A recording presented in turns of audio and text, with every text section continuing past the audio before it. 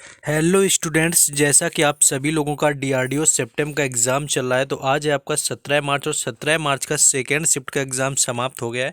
तो ओवरऑल बात करने वाले हैं कि सेकेंड शिफ्ट में आज 17 मार्च का क्या लेवल रहा, कौन से क्वेश्चन पूछे गए या किन टॉपिक से क्वेश्चन ज़्यादा। तो चलिए शुरू करते हैं, देखते हैं आज का लेवल क्या रहा।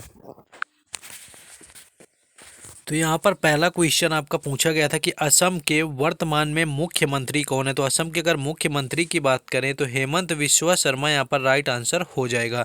2000 में पहली बार जलूकबरी विधानसभा क्षेत्र से असम विधानसभा के लिए चुने गए थे।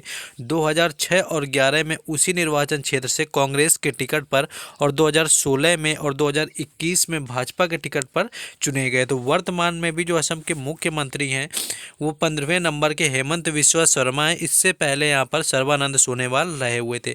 तो जैसा कि देख रहे हैं कि एक दिन गुजरात का यहाँ पर मुख्यमंत्री पूछा गया था और कल शाम यानी कि 16 मार्च थर्ड शिफ्ट में यहाँ पर आंध्र प्रदेश का राज्यपाल पूछ लिया गया था। तो सभी लोगों का जिनका आगे एग्जाम है तो राज्यपाल और मुख्यमंत्री सभी राज्यों के अच्छे से याद कर लें क्योंकि शिफ्ट में आ सकता है। बाकी जैसे बात करें कि असम के जो मुख्यमंत्री यहाँ पर गवर्नर की बात कर लें असम के, तो जगदीश मुखी हैं अगर पूछा जाए अगली शिफ्ट में। तो असम के राज्यपाल यहाँ पर जगदीश मुखी हैं। बिहार की बात करें तो फागू चौहान है। मणिपुर की बात करें तो नजमा हेपतुल्ला है और मेघालय के तथागत राय हैं। तो ये है कुछ राज्यों के राज्यपाल, कल पूछा गया था आंध्र प्रदेश का और आज असम का मुख्यमंत्री यहाँ पर पूछा गया। तो इससे रिलेटेड ये सारे याद कर लेंगे और मुख्यमंत्री और राज्यपाल जिनका आगे आने वाली शिफ्टों में एग्जाम है।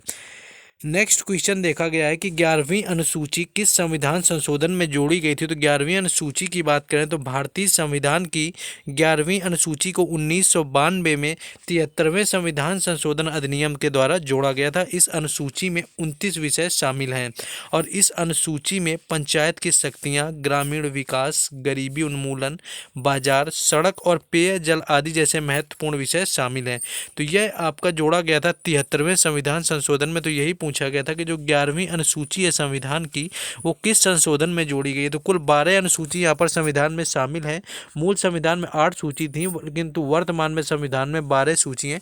तो एटलीस्ट आपको पढ़ डालना है कि जो 12 अनुसूची हैं वो किससे संबंधित है, कौन सी सूची। तो ये आपको पढ़ डालना है जिनका आगे एग्जाम है।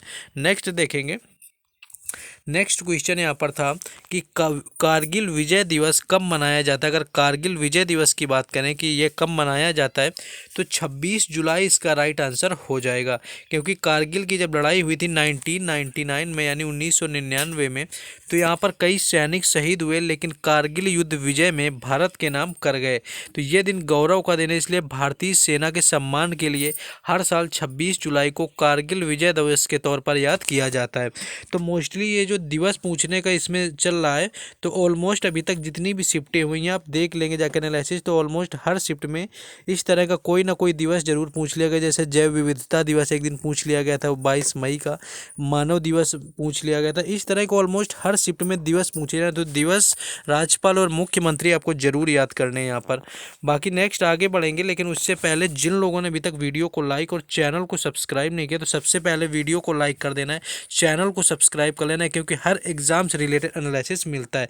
बाकी किसी भी दिन का शिफ्ट का एनालिसिस छूटा है तो आप चैनल के प्लेलिस्ट में जाएंगे तो प्लेलिस्ट में वहाँ पर आपको हर दिन हर शिफ्ट का एनालिसिस वीडियो मिल जाएगा, तो आप प्लेलिस्ट जाकर के चेक कर सकते हैं। बाकी एक और रिक्वेस्ट है यहाँ पर, तो क्योंकि क्वेश्चन कम मिल पाते हैं तो जिन लोगों का आगे आने वाले शिफ्टों में एग्जाम है तो इस व्हाट्सएप नंबर पर कॉन्टेक्ट करके आप सभी लोगों को अपना डेट और अपना शिफ्ट कॉमेंट करके मैं व्हाट्सएप पर बता देना है कि आपका कौन से दिन और कौन सी शिफ्ट में आपका एग्जाम है। इतनी रिक्वेस्ट है आप लोगों से, तो ये आपको कर देना। ये व्हाट्सएप नंबर यहाँ पर गिवन है। बाकी आपको व्हाट्सएप ग्रुप और टेलीग्राम चैनल का लिंक डिस्क्रिप्शन में है जिनमें कि इन सारे क्वेश्चंस की पीडीएफ बना करके दे दी जाएगी, तो आप पढ़ सकते हैं कि कौन कौन से क्वेश्चन पूछे गए थे।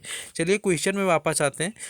क्वेश्चन ये था कि ब्रह्मचर्य पुस्तक के लेखक कौन है। अगर ब्रह्मचर्य की बात करें तो ब्रह्मचर्य है जीवन है लघु आकार की यह पुस्तक हमारे राष्ट्रीय एवं सांस्कृतिक जीवन के महान आदर्शों की सम्यक विवेचना प्रस्तुत करने वाले किसी महान ग्रंथ से कम नहीं है। अगर इसके लेखक की बात करें तो यहाँ पर लेखक जो है स्वर्गीय स्वामी श्री शिवानंद जी हैं। तो शिवानंद यहाँ पर राइट आंसर हो जाएगा, यानी स्वामी श्री शिवानंद जी के द्वारा ब्रह्मचर्य नामक पुस्तक लिखी गई है। तो इन शिफ्ट में आज यानी सेकेंड शिफ्ट में जिसका एग्जाम था वो कमेंट बॉक्स में और भी क्वेश्चन बता सकता है।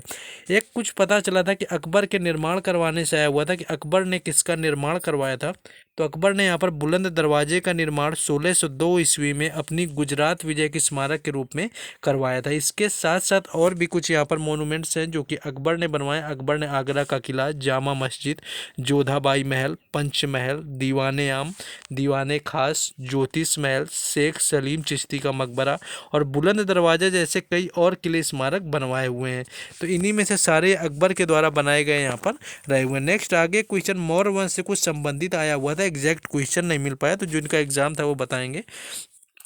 बाकी मौर्य वंश के बारे में बात करें तो इसका जो स्थापना का श्रेय है चंद्रगुप्त मौर्य और उसके मंत्री चाणक्य को दिया जाता है, जिसकी स्थापना 322 ईसा पूर्व में हुई थी। मौर्य वंश का संस्थापक चंद्रगुप्त मौर्य था, जिसने चाणक्य के साथ मिलकर घनानंद को हराया और पाटलिपुत्र में मौर्य वंश की नींव डाल दी थी। नंद वंश के विरुद्ध युद्ध में चंद्रगुप्त मौर्य ने कश्मीर के राजा प्रवर्तक से सहायता प्रदान की हुई थी। नेक्स्ट आगे मैथ रीजनिंग का लेवल देखेंगे। ओवरऑल अगर मैथ की बात करें तो आपके जो मैथ में यहाँ पर देखेंगे कि मैथ का जो लेवल है यानी कि वेटेज है ओवरऑल पूरे एग्जाम में सबसे ज़्यादा पूछा जा रहा है, क्योंकि 30 से 35 एग्जाम केवल मैथ से आ रहे हो और कुछ ही चैप्टर है, 8 से 10 चैप्टर है यहाँ पर मैथ के, जिनसे कि सारे क्वेश्चन आपके पूछे जा रहे हैं। तो आपको क्या करना है, घन और घनाभ से मोस्टली क्वेश्चन को देखने को आज भी मिला था और हर शिफ्ट में मिल रहा है। तो घन और घनाभ से संबंधित आपको सूत्र यानी कि फॉर्मूले याद रखने मेंसुरेशन के सारे। वहीं सिंपल इंटरेस्ट और कंपाउंड इंटरेस्ट इन दोनों से काफ़ी सिंपल क्वेश्चन पूछे जा रहे हैं। तो आपको ये भी याद रखना है कि सिंपल इंटरेस्ट और कंपाउंड इंटरेस्ट को अच्छे से रिवाइज कर लेना है जिनका एग्जाम है। ट्रेन वाले चैप्टर से यहाँ पर आपके क्वेश्चन आ रहे हैं। प्रॉफिट एंड लॉस से भी क्वेश्चन आया हुआ था। तो profit and loss, percentage, average, simple interest, compound interest, घन घनाभ यानी कि मेंसुरेशन से रिलेटेड फॉर्मूले तो याद ही रखने, क्योंकि सिलेक्शन यहाँ मैथ ही दिलाने वाला है, क्योंकि ज़्यादा वही पूछा जा रहा है। बाकी अगर बात करें ओवरऑल इंग्लिश के ज़्यादा क्वेश्चन नहीं आ रहे हैं। इंग्लिश के किसी शिफ्ट में अब 4 से 5 आ रहे हैं, पहले ये 8 से 10 आ रहे थे, जिसमें कि एक डायरेक्ट इनडायरेक्ट पूछ लिया जाता है, एक्टिव पैसिव पूछ लिया जाता है। तो अगर ये ना आते हो तो आप एक दिन बैठ के पढ़ सकते हैं एग्जाम से पहले कि डायरेक्ट इनडायरेक्ट और एक्टिव पैसिव कोई बड़ा टॉपिक नहीं, PQ से एक पैरा जंबल आ जाता है। तो ये आपका इंग्लिश में लेवल रह रहा है। बाकी रीजनिंग की बात करें तो रीजनिंग में यहाँ पर 10 से 12 क्वेश्चन देखने को मिले थे इस शिफ्ट में, जिसमें कि फिगर वाले भी ठीक ठाक क्वेश्चन थे, कोडिंग और अल्फ़ाबेट तो सब में आता है।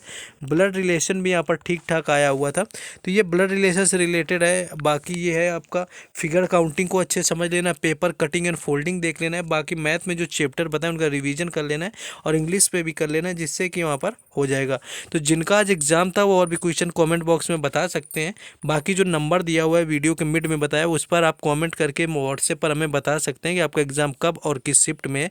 बाकी जिससे कि हमें आप सभी से कांटेक्ट रह सके कि कितने क्वेश्चन क्या पूछा जा रहा है। बाकी जिन लोगों ने वीडियो को लाइक और चैनल को सब्सक्राइब ना किया हो तो वो कर दें। बाकी व्हाट्सएप ग्रुप और टेलीग्राम चैनल दोनों का लिंक डिस्क्रिप्शन में है, वहाँ से जुड़ जाए। मिलते हैं थर्ड शिफ्ट में। जय हिंद।